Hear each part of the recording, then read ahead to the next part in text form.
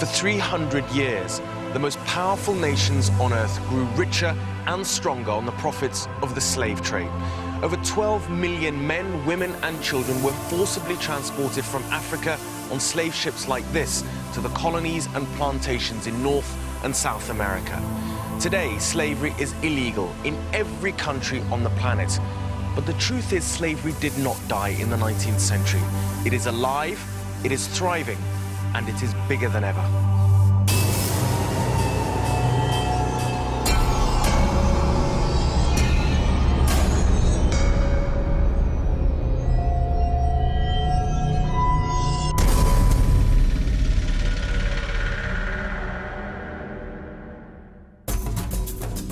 "250 years ago, the slave trade looked like this. Today, this is the face of slavery."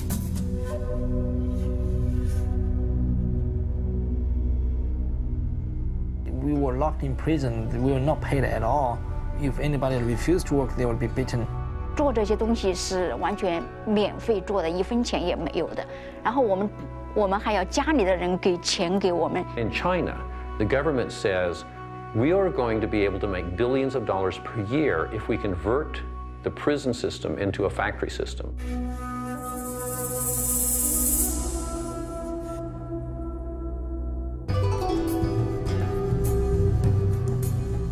China is the world's factory. Once an isolationist communist state, over the past 20 years, it has become the biggest exporter of consumer goods anywhere on the planet. And a huge proportion of those exports come to America. This is just a small part of the enormous docks in Los Angeles, which stretches along 43 miles of coastline, and it's where just under half of all United States imports from China enters the country. And in 2010, the United States imported just under $250 billion worth of goods. But behind at least part of the economic miracle of modern China are an estimated 5.5 million men and women locked up in prison and forced to labor. Here is a country which has decided to flood the world with very inexpensive products. A great number of those are actually produced by enslaved people who are in prison. That has to be called state-sponsored slavery.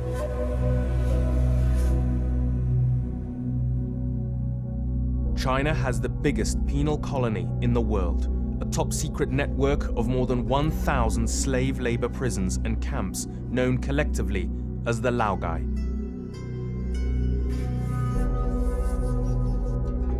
Laogai in Chinese means forced labor and forced to reform. They believe the people's brain can change.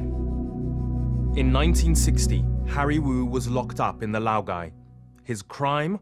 Being a counter-revolutionary rightist who criticized China's then ally, the Soviet Union. He spent 19 years in the camps.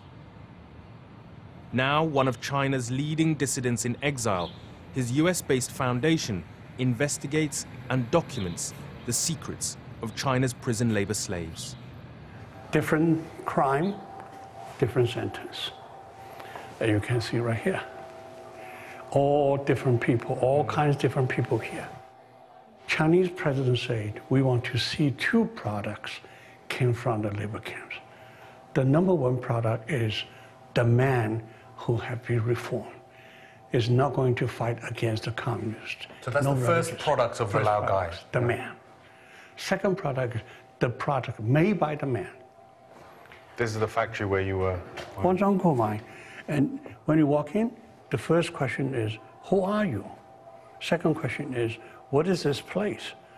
And the third question is, why are you here? And the answers are? I am a criminal. Yeah. This is the Laogai. And I am here to reform through labor. Correct.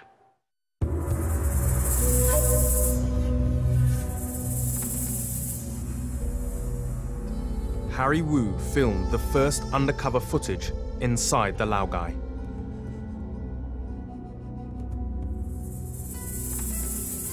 For doing so, the Chinese government tried to send him back to the labor camps. This is top secret. That's why in 1995, the Chinese government arrested me and sentenced me 15 years. They charged me stealing state secrets. Of course, I didn't involve any military, political, social issue, whatever. I just want to find out how many camps. One reason why China wants to keep this vast network of camps secret is that each is a commercial operation, making and often exporting everything from industrial machinery to cheap consumer goods. Many prison camps right now making the products, include garments, include hair, include T-shirts, include Christmas lights, include the toys, all kinds of things. They don't care.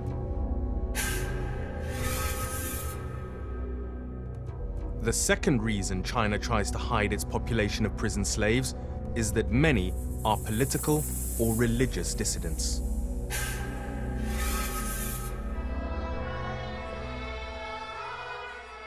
Christians in China can only worship legally at state-registered churches.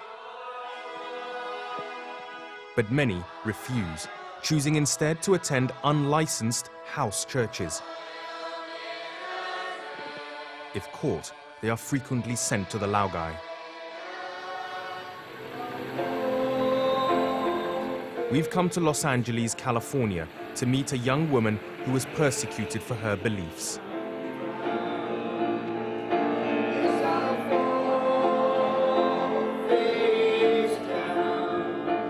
Abigail escaped from China 4 years ago, but because she left her family behind, she doesn't want her full face to be shown. 我判了3年劳教，3年劳教判我的原因是说扰乱社会治安，扰乱社会秩序。因为他说我到处去传福音，所以把我判了3年劳教。Like many religious dissidents, Abigail was imprisoned without ever being tried. A system of administrative detention China calls Laojiao, or re-education through labor. 但是警察送我去劳教所的路上，他们就说，这是到了劳教所，让你知道你信耶稣是错了。所以呢，送你第一个印象我就觉得，那简直是人间的地狱。它不仅是一个监狱啊，劳教所的监狱，也其实就是个人间的地狱吧。 Abigail was sent to Shenyang Women's Laojiao Camp in northeast China.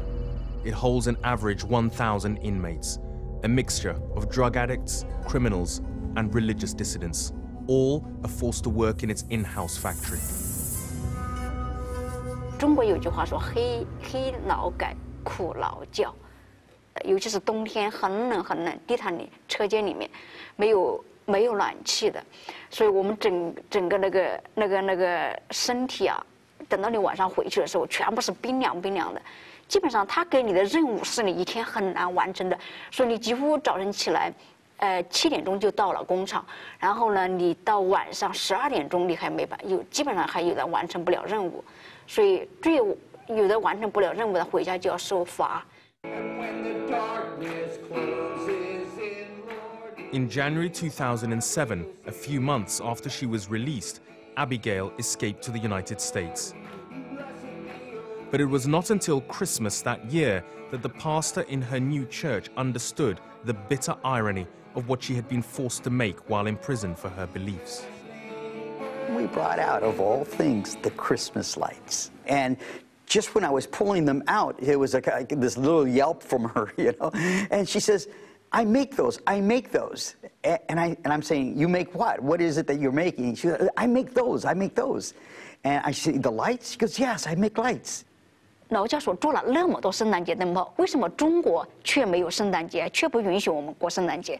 我说，我做了那么多圣诞节灯泡，但我自己从来没有享受一个，在中国没有享受一个这么好的圣诞节。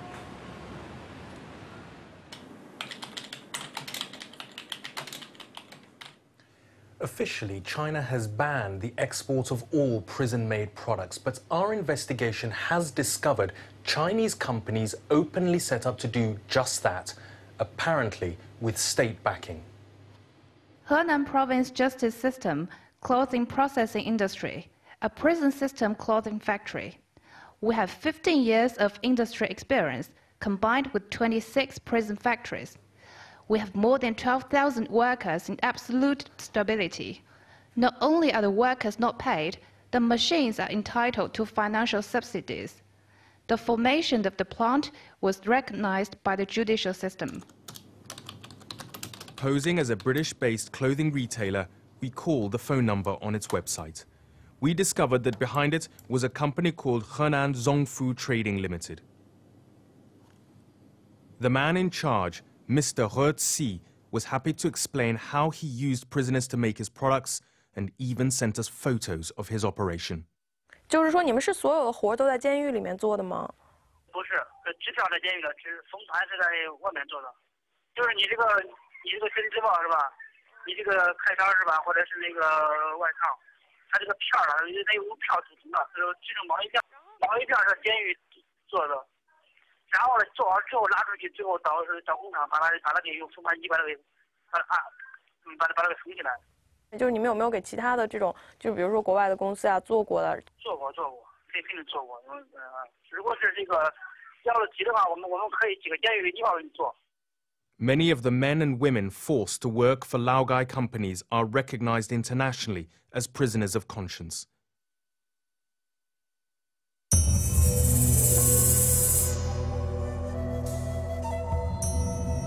Charles Li is a follower of Falun Gong, a non-political spiritual blend of philosophy and Eastern mysticism, which has millions of practitioners throughout the world, but which China designates a cult.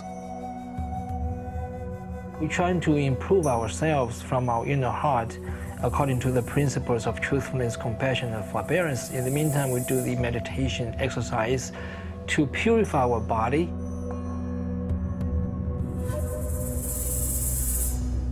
In 1999, China began to crack down on the Falun Gong movement, locking up to 100,000 of its followers in the Laogai. In 2003, Charles Li left his home in the United States to take messages of support to his fellow Falun Gong practitioners inside China. He was arrested and sentenced to 3 years in the Laogai. They used about a year trying to brainwash me, trying to force me to give up my practice on Falun Gong. Then they figured out, might be not possible. So they changed their strategy to force me to feel like a criminal. Because according to their theory, a criminal should be reformed through labor, because labor can create a human being. That's their theory. So they forced me to do that slave labor. Charles was held in Nanjing prison, 170 kilometers west of Shanghai. In common with all Chinese penal institutions, it was both a prison and a commercial business, marketing its products through official trade organizations. Each prison camp have 2 different names. One is enterprise's name, like a construction company, like a farm, a brick factory, chemical factory, whatever.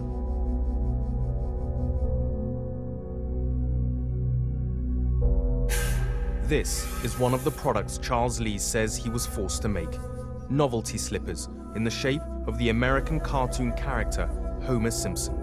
He particularly noticed the product information label sewn into each shoe. The label is in English, it's not in Chinese. It was designed to export to Western countries, not sell in China. In 2006, Charles was released from Nanjing prison.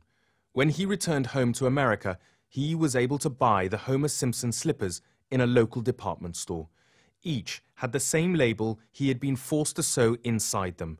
It shows the name of the US importer, SG Footwear of Hackensack, New Jersey.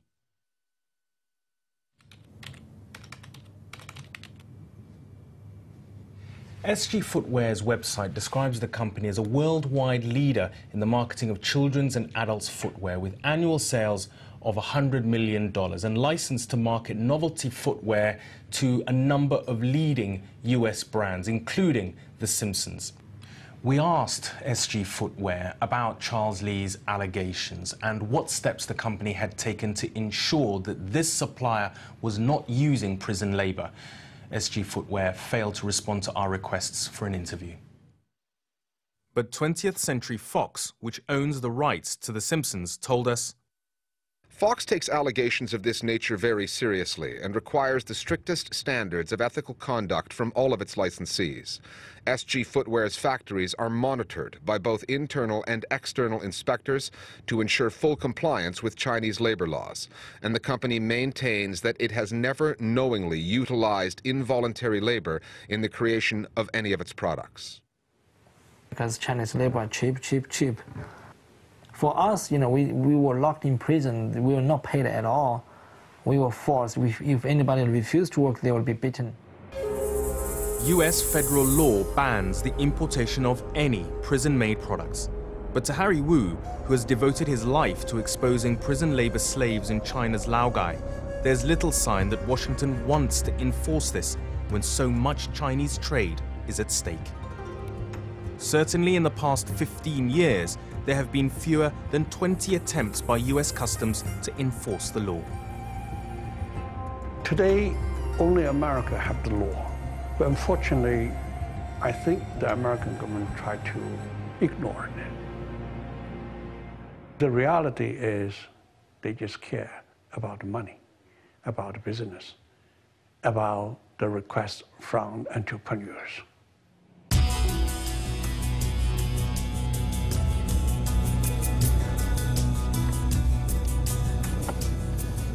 Harry Wu has good reason to be suspicious of America's commitment to stamping out the importation of Chinese prison slave products. 10 years ago, Harry volunteered to help an insider from the Laogai defect. Huang Peng, a senior official in Shenyang prison in northeast China, had unique evidence of the export of prison slave labor products to the West. Huang Peng is the deputy chief of Shenyang prison. And he also is the manager of the prison company for exported products. That prison factory is the largest rubber boots manufacturer in China. Huang Peng had details of the way these boots were exported to major American retailers. With assurances from the US State Department that it would help him defect, Harry arranged to meet Huang in Russia if he could escape across the Chinese border at Vladivostok. So I tried to convince him that America grant asylum and come to the United States.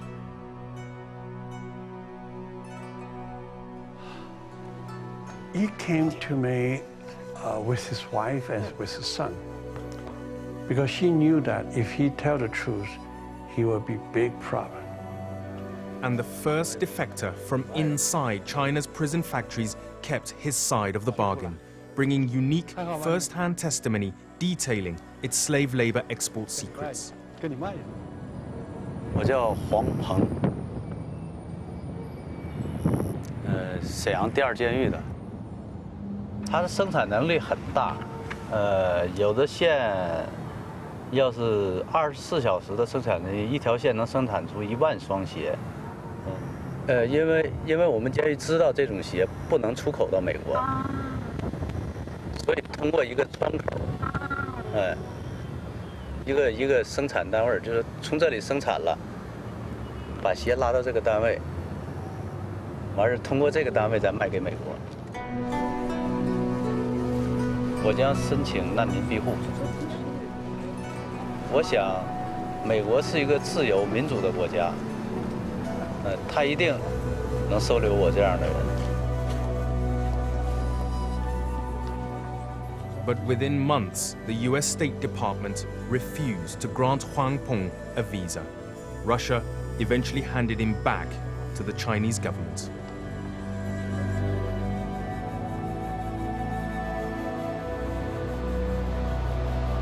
For the past 10 years, Harry has searched for news of his friend's fate.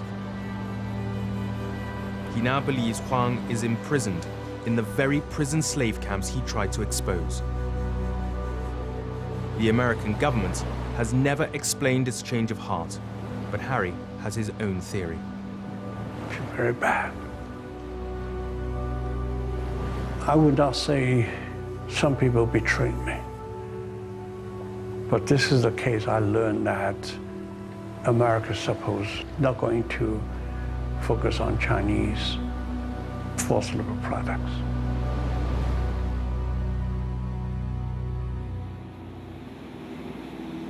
Getting movement in China is very tough because the countries, the United States, Great Britain, the other Western European countries that would normally be the ones to call for change within a trading partner are themselves nervous about ever criticizing the Chinese because they owe them so much money. They know that if they overturn that particular apple cart, they can seriously damage their own economies. And it's a sad truth that if you look across the history of governmental responses to slavery, it will be slavery that always takes the back seat. Whatever one thinks of the US's enforcement of its laws relating to prison labor products, Europe lags even further behind. The European Union imports almost 247 billion euros worth of goods every year from China. That's equivalent to almost 355 billion US dollars. And yet, there isn't a single law or regulation covering this specific area of prison labor products. In September 2010, members of the European Parliament demanded action on Laogai products being illegally exported to the EC. Herr Präsident, sehr geehrter Herr Präsident, wir alle wissen, dass sich hinter den Laogai ein untragbares System von Arbeitslagern in China verbirgt. Schon allein die Existenz dieser Arbeitslager ist untragbar. Doch wenn ich mir vorstellen muss, dass etliche dort hergestellte Produkte in unseren Läden zu finden sind, dann ist das einfach widerlich. Das Europäische Parlament hat das Laogai-System bereits bei früherer Gelegenheit verurteilt. Aber wir müssen zur Kenntnis nehmen, Laogai-Gefängnisse tragen zugleich Namen von Handelsunternehmen, wie normale Wirtschaftsbetriebe, und verschleiern auf diesem Wege die wahre Natur ihrer in Zwangsarbeit hergestellten Produkte. Monsieur le Commissaire, quand l'Union européenne interdira-t-elle l'exportation des produits des camps Laogai? We took that question to the EU trade spokesman, John Clancy. This is a difficult issue for us. On the one hand, the EU clearly condemns China's sort of support and backing of this enforced prison labor, the Laogai, and products that come from China into the EU or elsewhere, for that matter, into third countries. But on the other hand, it's a question of how do you deal with this issue. It seems that, from my information, the Chinese state actually looks at information around these products as a state secret. So, of course, it's very difficult for the EU and for other countries to identify these products and say, this product is clearly made out of a Laogai, enforced prison labor compound, and therefore should be banned. Ultimately, the responsibility for stamping out this state-sponsored slavery lies with the government of the country which benefits from it. For more than 2 months, we asked the Chinese embassy here in London and the Ministry of Information in Beijing for a filmed interview to discuss prison slave labor in China. We provided details of all the allegations in this film. But despite subsequent phone calls, emails and meetings, we're still awaiting any on-the-record response to our request.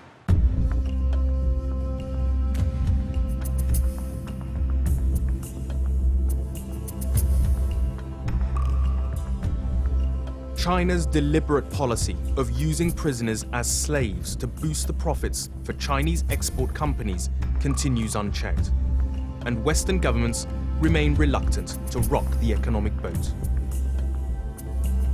As long as the world's consumer markets place a higher value on cheap products than they do on human life, the misery of 5 million prison slaves locked up behind these walls will continue.